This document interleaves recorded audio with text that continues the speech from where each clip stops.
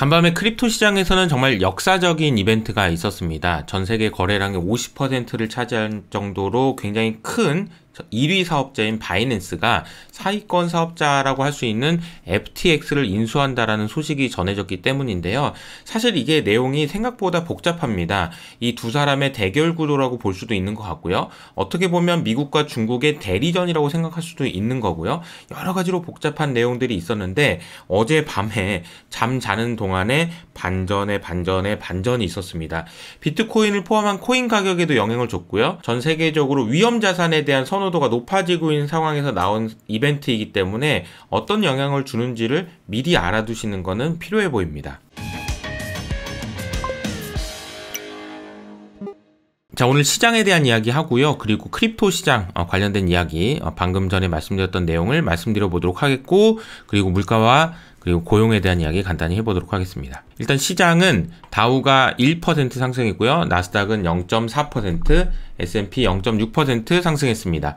장중에 조금 변화가 좀 있었는데 다시 상승 마감하는 모습이었습니다. 참 안타깝게도 어제에 이어서 테슬라만 혼자 하락하는 모습, 눈에 띄게 하락하는 모습을 보였다는 게 좀 안타깝습니다. 최근에 주식시장이 반등하면서 Fear and Greed 인덱스 기준으로는 약간 그리드의 영역으로 좀 넘어온 것 같고요.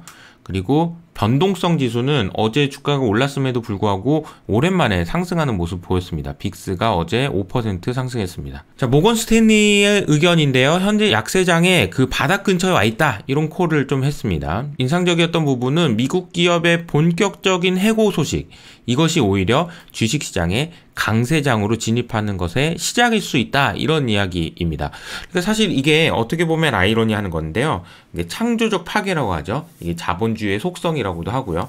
기업들이 망해가기 시작하는 것이 오히려 더 좋은 것이다 라는 해석인데, 이런 해석이 맞는지 지켜봐야 될 것 같습니다. 미국 국채 시장에서는 그림에서 보시는 것처럼 큰 변화는 없었습니다. 소폭 약세, 그러니까 금리가 하락했습니다. 미국 국채와 관련된 이야기가 계속 나오고 있는데 미국 국채를 누가 사주냐라는 겁니다. 그 중에 일본에 대한 이야기가 어제 월스트리트저널에서 또 한 번 다뤄졌는데요. 그림으로만 설명드려 볼게요. 일본의 생명보험사가 해외 채권을 얼마나 순매입했느냐를 보니까 지금 보시는 것처럼 요때부터 급하게 매도하기 시작했다라는 이야기가 나오고 있습니다.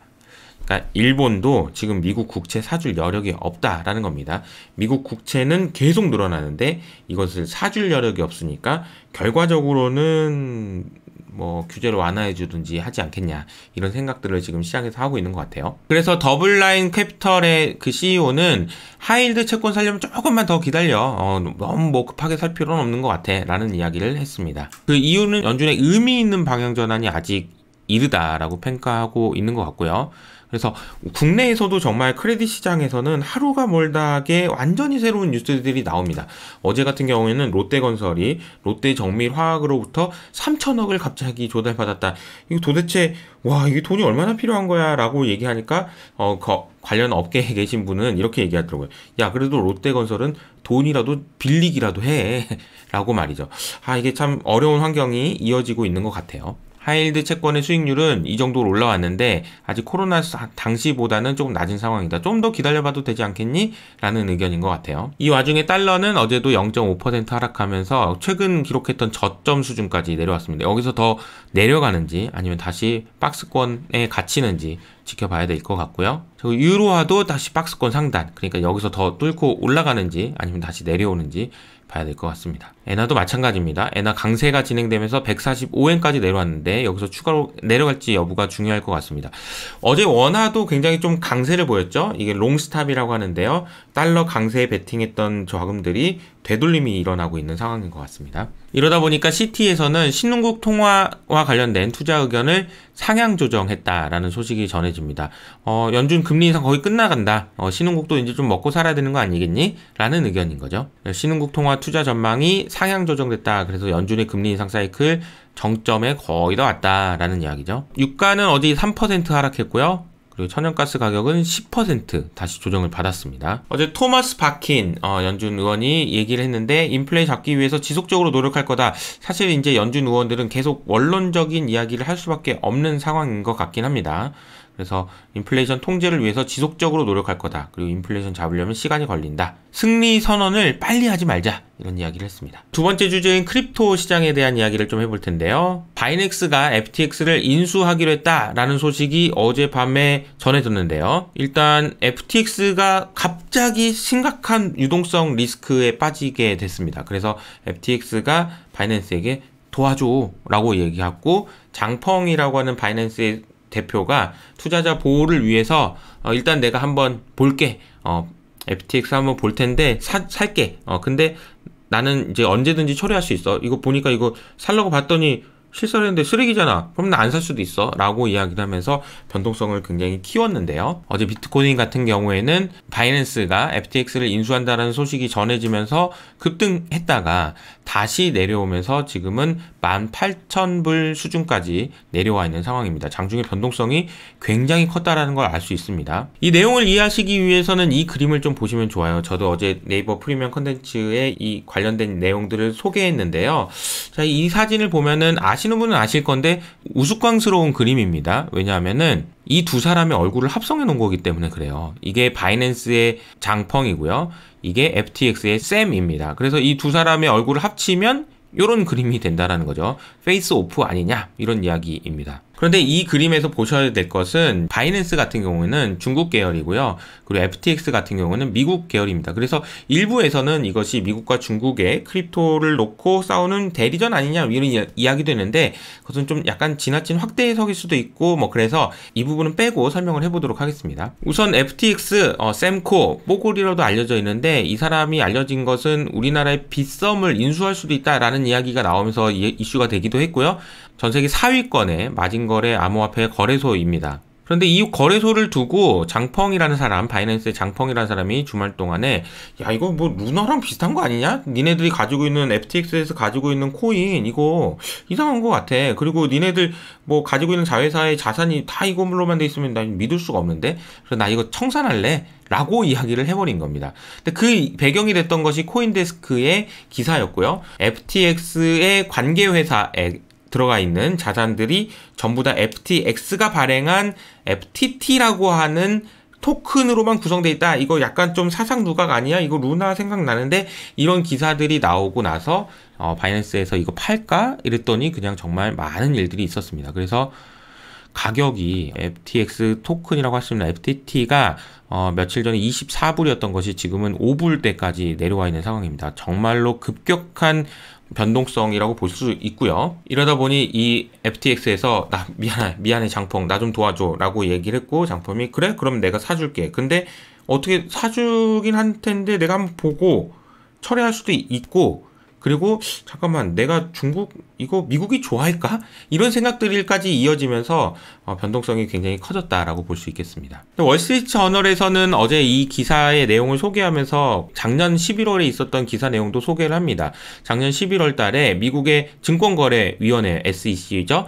SEC와 법무부가 바이낸스를 조사하겠다. 그래서 바이낸스를 치는 그런 모습을 보였단 말이에요.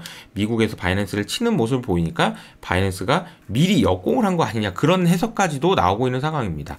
그래서 이제 미국과 중국의 대리전이라는 얘기도 나오는데 그것까지는 저도 뭐 사실인지 여부를 확인할 수 없어서 그 내용 넘어가도록 하겠습니다. 또 흥미로운 사실은 샘코, 샘 뱅크만이 FTX 샘 뱅크만은 이번 중간선거에서의 기부 금액으로 따지면은 5위권이에요. 근데 안타깝게도 민주당에다가 기부를 많이 했다라는 걸 알 수 있죠. 그래서 중간선거 결과에 따라서 어떤 식으로 영향을 줄지도 좀 보셔야 되는 것 같아요. 연준이 취약하다고 판단한 곳 중에 이 스테이블 코인이 있었고, 이 스테이블 코인 중에서 레버리지를 많이 쓰고 청산당하거나 구조가 취약한, 발가벗고 수용을 하고 있었던 곳이 또 한 곳 터진 거라고 이해를 하시면 되겠습니다. 자, 그래서 이제 어제 알고란 채널에서 이 내용을 자세하게 소개했으니까 여러분들이 참고해 보시면 좋을 것 같고요. 이 설명을 하시면서 이 내용을 얘기하시더라고요. 플라이 휠 전략. 이거는 사실은 아마존에서 처음 시작한 거죠. 계속해서 성장해야만 구성할 수 있는 그 플라이 휠 전략인데요. 이것은 마치 자전거가 이렇게 막 달리다가 멈추면 넘어질 수밖에 없는 것처럼 성장을 하지 않으면은 지속되기 어려운 이런 구조는 지금과 같은 환경에서 여러 가지 어려움을 겪을 수밖에 없다라는 것을 보여주는 사례인 것 같습니다. 그런데 사실 이것으로만 끝나면 좋겠는데 다른 어디인가에도 빨개벗고 수영하고 있는 누군가가 언제 터질지 모르는 그런 불안감에 시달릴 수는 있는 것 같아요. 다만 크립토 시장의 시가총액이 지금 기준으로 1조 달러가 안 되거든요. 금의 시가총액이 11조 달러라는 것을 감안해 보면은 이게 전체 시장에 주는 영향이 매우 크다라고 보기는 어려워요.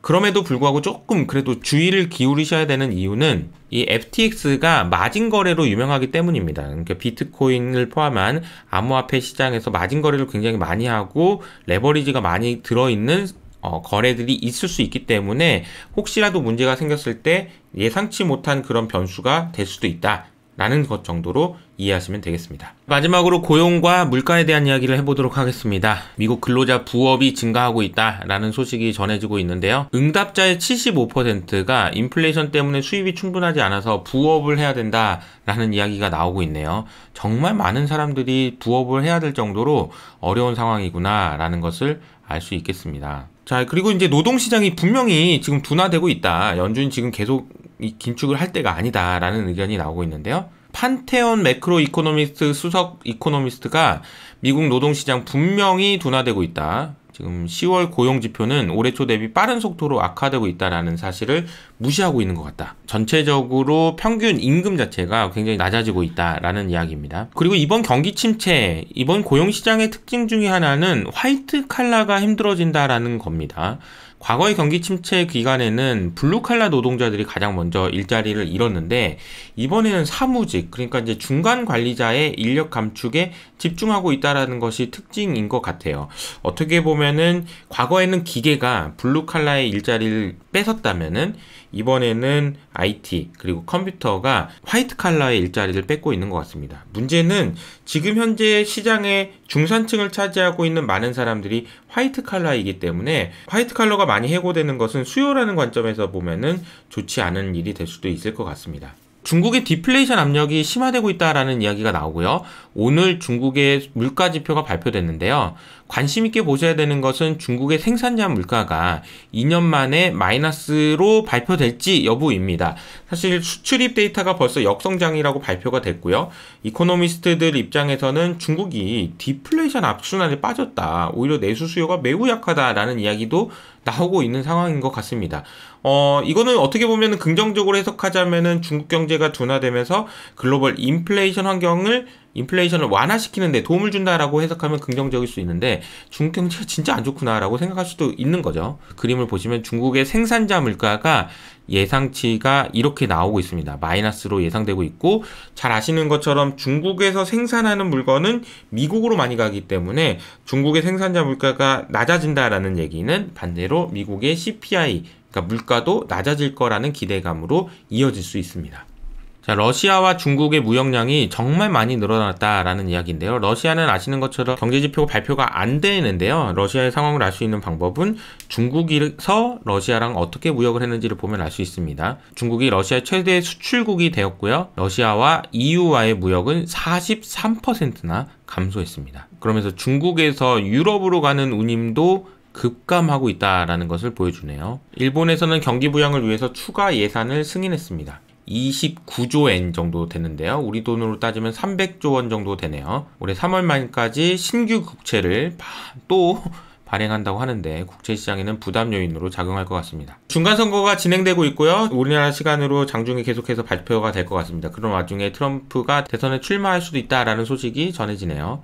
간밤에 또 많은 일들이 있어서 여러 가지로 혼란스러운 상황입니다. 이제 크립토 시장에만 국한된 일일 수도 있는데 확산될 수 있는 가능성이 있다라는 점에서 오늘 이 내용을 좀 자세하게 설명드렸고요. 오늘은 여기서 인사드리도록 하겠습니다. 지금까지 이호석 아카데미였습니다. 감사합니다.